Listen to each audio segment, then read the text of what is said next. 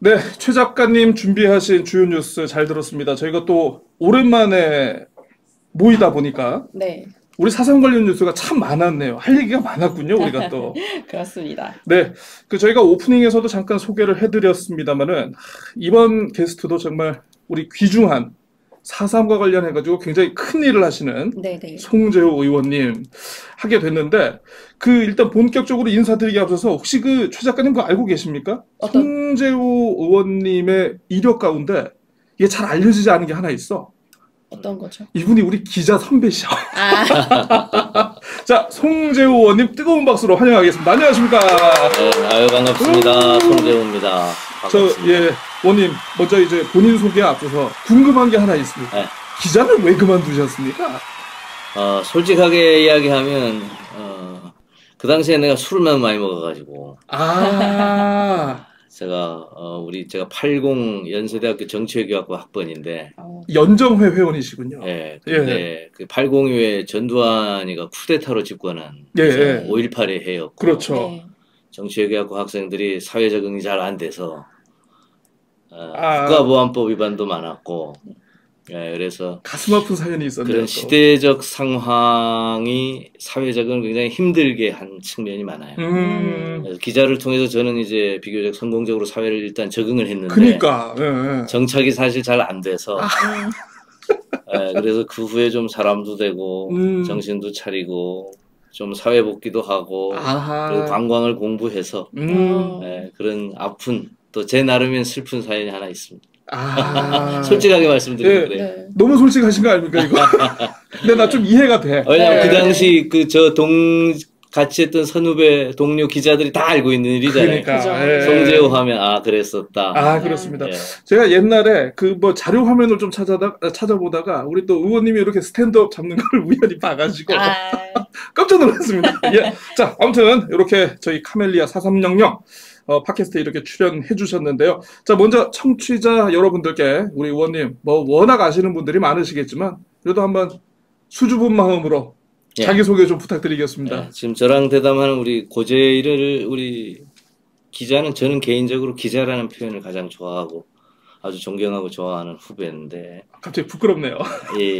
저 기자라는 이야기를 한번 해서 또 알려지지 않은 4.3의 저 이력이 하나 있어요. 아, 네, 제가 기억하기로는 1997년으로 기억합니다만 제주 4.3공원의 부지가 결정되고 나서 예, 예. 그 부지의 첫 공원 기본 계획의 연구 책임자가 접니다. 아하. 네, 그래서 그때는 지금 공원의 부지가 아니었어요. 아, 부지를 옮긴 거죠. 그러니까 예, 예, 예. 잘 아다시피 과업을 할 때 부지를 여기 부지를 주고 이 예, 예. 부지에다가 공원 기본 계획을 만들어 달라 그랬는데 예, 예, 예. 이 부지는 4.3공원으로 적합치 않다. 적합하지 않다. 다른 부지를 내놓으라고 해가지고 아주 쇼킹한 그런 과업 사례가 없거든요. 혹시 그 용인산에서. 최근에 그 고속도로 이거 저 노선 변경하듯 아주 유사한 케이스. 개념은 아주 다른데. 네, 네, 네. 네. 그래서 왜냐하면 첫 부지는 봉계동 쓰레기장하고 붙어 있었습니다. 아, 예, 그러니까 맞습니다. 영년들을 모시는 네네. 공원을 쓰레기장 옆에 하는 것은 바람직스럽지 않다. 음. 그래서 길 건너로 부지를 옮기게 된 거죠. 그걸 밀어붙이신 분이 우리 바로 송재호 의원님이셨다. 네. 네. 그렇습니다. 일단 저 유족분들께 한 말씀 좀 해주시죠. 예. 야, 뭐 존경하고 사랑하는 우리 유족 4.3 유족분들이 그동안 해온 고통의 깊이나 슬픔의 깊이야 뭐라고 말할 필요가 있겠습니까? 그러나 제주 4.3이라고 하는 것이 매우 자랑스러운 우리 역사로서 정의로운 해결 과정을 매우 모범적으로 받고 있고 또 그런 의미에서는 그 아픔이 좀 다소 치유도 되고 또 한층 더 평화로에 성숙된 계기가 될 수 있는 그런 지렛대도 되고 하기 때문에 제주 4.3이 아픔과 슬픔을 넘어 자긍에 갈 수 있도록 우리 유족분들도 지금 뭐 열심히 하고 있고 저희들도 뒤에서 유족분들의 노력을 잘 뒷받침하도록 하겠습니다. 네. 아우 참 어떻게 인사말을 해도 저렇게 고급지게 할 수 있을까? 야, 역시 고맙습니다. 예, 정치를 하는 분들은 다르다. 예, 그런 생각 듭니다.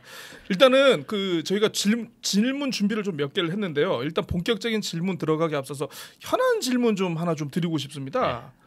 아니 그러니까 지금 특히 요즘 유족분들이 좀 비상하게 관심을 가지고 보고 계시는 것 중에 하나가 이게 4.3 중앙위원 새로운 분들이 좀 임명이 되셨어요 최근에.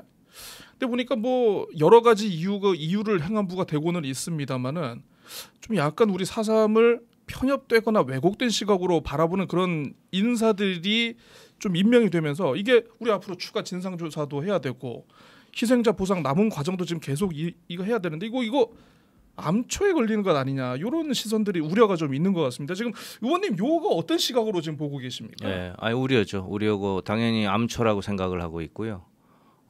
이 정도가 좀 심해서 이 국가 정부 내에서 이렇게 과거사를 해결하는 소위 장관급 그게 워낙 중요하니까 장관급 위원장을 둔 것 같은데 그 위원회가 이제 과거사위원회인데 이 과거사위원회 위원장이 김광동 씨가 네, 그렇습니다. 예, 제주 4.3을 공산 폭동이라고 했던 분이고 또 5.18 민주화 운동의 북한군 개입설을 이야기한 그러니까 아주 적합치 못한 인사를 과거사위원장으로 해서 그때부터 예, 제가 늘 그 김광동한테 그렇게 옛날에 그 이야기했던 건 한 거고 과거사위원장이 좀 제대로 해라. 그렇죠. 답변을 제가 듣기도 했고 또 적합치 않은 인사에 대해서는 청문 절차를 밟아야 되겠다. 그냥 대통령이 아무나 임명해서 그러면 그렇게 하는 게 맞느냐? 이 아주 국가의 중요한 일인데 그래서 장관에 준하는 청문 절차와 자격 기준을 좀 줄 수 있도록 법안 개정안도 제가 내고 했는데 그 문제는 그게 거기에 그치지 않고 계속 지금 이어져서 그렇습니다. 이게 이번에 우리가 4.3 중앙위원이 25명인데 이 중에 8명 그러니까 국무총리나 뭐 법무부 장관이나 관련 장관 또 제주도지사 이런 당연직 8명 빼고는 이제 13명이 그렇습니다. 그 중에 10명을 이번에 이제 위촉을 하게 됐는데 절반 이상이 쉽게 말하면 정체불명입니다. 그러니까 이분들이 시험 보면 4.3에 대해서 과락할 것 같아요. 4.3을 잘 알지도 못하고 우선 4.3에 대한 고민도 없고 또 해온 행적이 뭐 이승만 기념사업이나 한다든가 군 경찰 쪽에 일을 한다든가 뭐 이런 쪽의 일들을 하셔서 사실은 뭐 우익이고 아주 좀 자격이 없다, 적합치 않다 이렇게 단정하긴 또 인간적으로 모욕이기 때문에 못하지만 마음속으로야 그렇다고 저는 생각을 하고 있습니다. 이게 큰 걱정이다. 예, 그래서 이 부분에 대한 부분도 바로잡아야 되겠다는 생각을 있고요. 이미 그런 우려를 행안부나 총리실에 전달해 있기도 합니다. 앞으로 관련해서 굉장히 의원님께서 또 이제 또 행안위 소속이시고 하니까 또 관련해서 또 역할을 또 많이 해주셔야 될 것 같습니다. 그 말씀하셨다시피 그 4.3을 왜곡하는 일이 사실 계속 있어 왔지만 올해는 좀 유난스럽다라고 느껴지는 질만큼 그런 부분이 있었던 것 같아요. 그래서 또 올해 초에 4.3 특별법 개정안을 또 발의를 하셨는데 그 어떤 내용을 좀 담고 어떤 마음으로 좀 발의하셨는지에 대해서 말씀을 해주시면 좋을 것 같아요. 내가 이 내용은 이번에 꼭 해야겠다. 그러니까 이게 4.3을 이야기할 때 아픔이 크게 하나는 이제 일단 생명을 소위 생명이 멈추는 그런 4.3 당시의 희생이 하나죠. 일단 우리가 희생자 신고만으로 보더라도 1만 명이 넘고 우리 그 내부적으로는 거의 뭐 한 3만 명 가까이 되지 않겠나 이렇게 생각할 만큼 희생에 당시 제주도민의 인구가 뭐 25만 정도였다고 치면 어마어마한 숫자가 희생된 거 아니겠습니까? 그 희생이 큰 아픔이고 두 번째는 그 희생이 공산 폭동으로 이념에 덫을 해서 그 후에 겪었던 4.3과 관련된 무고한 우리 제주도민들의 아픔입니다. 그 70여 년의 세월을 어쨌든 그렇게 겪어온 거 아니겠어요?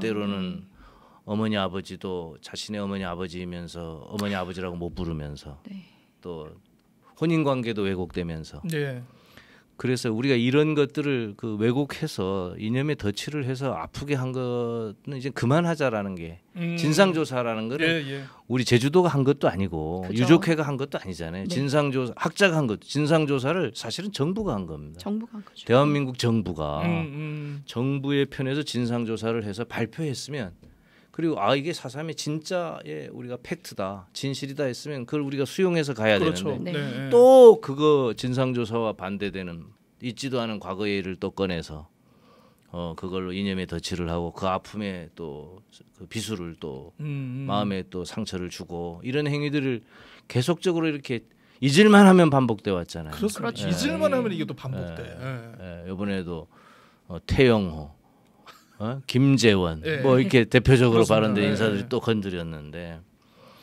사실은 상식적으로 세상을 사는 사람들이 우리가 이야기해 볼 때 그런 이야기는 보통 안 하잖아요. 고재일 기자 우리 저 작가께서도 뭐 예를 들어 슬픔이 있으면 제가 뭐 가서 거시고 이러지 않잖아요. 그냥 네. 그걸 네. 마음에 두고 또 맞습니다. 위로는 못 해줄 망정. 그게 세상 사는 인지상정이기 때문에 네, 예. 그런 인지상정을 보통 법으로 만들지는 않습니다. 아, 그렇습니다. 그렇죠. 맞습니다. 예, 네. 뭐 그렇잖아요. 뭐 그렇죠. 네. 그러니까 건강한 음식을 먹어야 한다. 뭐 음. 정직해야 한다. 이런 거 우리가 법으로 만들어 지키자 하진 맞습니다. 않잖아요. 저는 4.3도 그런 거라고 생각합니다. 비유가 확 와닿습니다. 네. 상식적으로 그래. 근데 자꾸 그 쓸데없는 그 정말 도를 넘어치는 일을 하니 사실은 그걸 법으로 만든다는 것 자체가 어떻게 이야기하면 대한민국 국민의 양심과 품격으로 볼 때 좀 창피한 일입니다. 민도가 낮은 수준의 법을 만드는 그렇죠, 거다. 그렇죠. 네. 하지 말아야 될 걸 그렇게 하면 처벌하겠다고 하는 거니까. 그래도 하니까 그것도 알만한 사람들이 그렇죠, 또 그렇죠. 이렇게 네. 또 저는 또 아주 몹쓸게 생각한 게 그 태영호 씨나 김재원 씨가 그 발언을 한 목적이 저는 자신들의 정치적 책략에 있다고 생각이 자꾸 들어요. 그렇습니다. 예. 그걸 어떻게 4.3이라고 하는 거를 본인의 출세 수단이나 본인의 정치적 목적으로 그걸 악용한다는 생각을 하게 될까? 한두 사람의 아픔도 아니고 그렇게 수많은 사람들의 아픔을 그래서 이제 이런 부분들이 워낙 그러니 이게 이 처벌을 하는 일이 없어야 되는 조항이지만 그렇죠. 조항을 네. 만들어야 되겠다. 아. 예, 그러니까 슬픈 조항입니다. 그래서 이 슬픈 조항을 조항이다, 이제 이게. 만들어서 논의. 예, 예, 사실 요번에 뭐 이야기 진행하다 또 나올 테니까 뭐 그때 또 말씀드리겠습니다만 그래서 일단 조항을 만들자. 그리고 5.18 민주화 운동에도 이 조항이 있어요. 맞습니다. 네, 맞습니다. 5.18, 네네. 5.18 특별법에도 있더라고요. 예, 근데 5.18은 현대사니까 예. 전두환 군부가 바로 개입된 거니까 예, 예, 그 뭐 예. 군부 입장에서 뭐 이러쿵저러쿵 할 수 있겠다는 생각이 드는데 4.3하고는 좀 성격이 그래도 좀 다르지 그렇습니다. 않겠습니까? 네. 그래서 이제 법 개정안을 처벌 조항을 넣는 5.18에 준하는 법 개정안을 이제 제출한 거고요. 뭐 저는 통과될 거라고 낙관합니다. 예. 그러니까 지금 방금 또 우리 의원님께서 굉장히 이제 또 흥분하시면서 예, 상대당의 정치인 얘기를 또 하셨습니다. 예. 이게 사실 의원님도 그렇지만 사실 많은 유족과 도민들이 태용호 의원 그리고 이제 김재원 전 최고위원이죠. 그분들의 발언에 대해서 뭐 그런 거 있죠. 이제 뭐 4.3은 뭐 김일성이 뭐 공산폭동이다. 진영이다. 네, 예, 뭐 또 4.3의 격이 떨어진다. 그런 얘기를 하셔가지고 어쨌든 국민의힘에서 나름대로 이제 서둘러 수습을 했습니다. 뭐 최고위원회에서도 물러나기도 했고 다음권 정지했다가 이제 엊그젠가 아마 복귀가 됐을 거예요. 네. 요런 당사자들도 뭐 사과도 있긴 했습니다만은 요런 징계 조치 혹시 의원님 어떻습니까? 좀 국민의힘이 성의를 보였다 이렇게 생각을 하십니까? 뭐 김재원 의원은 당원권이 이제 1년 정지된 네, 거니까 예. 사실 치명적이죠. 정치인으로서는. 그리고 태영호는 이제 태영호 씨는 최고위원을 사퇴해서 선처로 예. 마무리한 걸로 제가 알고 있는데 어쨌든 저는 일단 상대당이지만 그 제대로 하긴 했다. 당연히 그거는 잘 생각해서 한 거죠. 그리고 또 역시 그 역사에 있는 양심이라는 게 있다. 네, 그래서 당연히 그거는 이제 그렇게 처벌을 하는 게 맞고요. 맞고 또 그거는 국민의힘 입장에서는 앞으로 이런 일이 되풀이돼서는 안 된다는 경고이기도 하지 않습니까? 그렇습니다. 그렇죠. 네. 그래서 그런 부분에 대해서는 국민이 매우 잘했다라고 저는 생각을 합니다. 다만 이제 그런 부분들을 계기로 그걸 태영호나 김재원 개인의 그런 생각이라든가 치부하지 말고 당 전체의 윤리규범 차원에서 앞으로 한국 과거사의 정의로운 해결을 위해서 국민의힘이 그런 일을 하게 되면 뭐 어떠한 준하는 엄중한 처벌을 한다든가 하겠다든가 또 윤리규범에 이런 일을 하지 말아야 한다든가 이런 걸 좀 상징적으로 더 했으면 더 나아가서 국민들의 일반적인 정서에 맞게 흘러가는 그런 어떤 윤리 기준을 갖춰줬으면 좋겠다 하는 우리 민주당 같은 경우는 정의로운 과거사 해결을 위한 특별위원회를 늘 운영하거든요. 늘 이 당의 역사와 괴를 같이 합니다. 그러니까. 깨알같이 또 이제 자기 당의 이제 홍보를 하시네요 또. 근데 생각보다 너무 국민의힘을 세게 안 때리셨네요. 과거사 해결해야 여야가 있을 수 있겠습니까? 오히려 좀 못하면 좀 더 잘하시라고 저는 하고 예, 법안도 사실은 전부 여야 합의로 갑니다. 네, 이번 뭐 그렇습니다. 4.3 개정안도 그렇고요. 예. 네.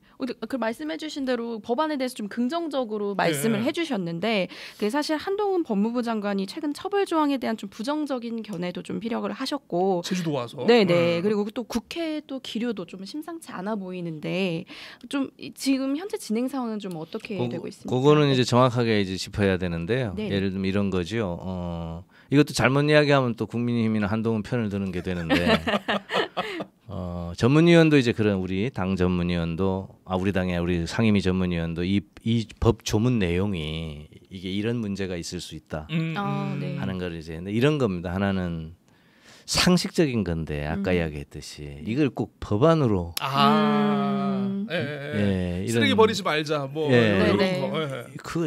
그게 그걸 또 법안으로 만든다는 게 이게 쓰레기 버리지 말자고 비슷해서 쓰레기가 뭔지부터 또 어느 정도를 버려야 버린 건지 이게 4.3의 진상을 편매 왜곡한다.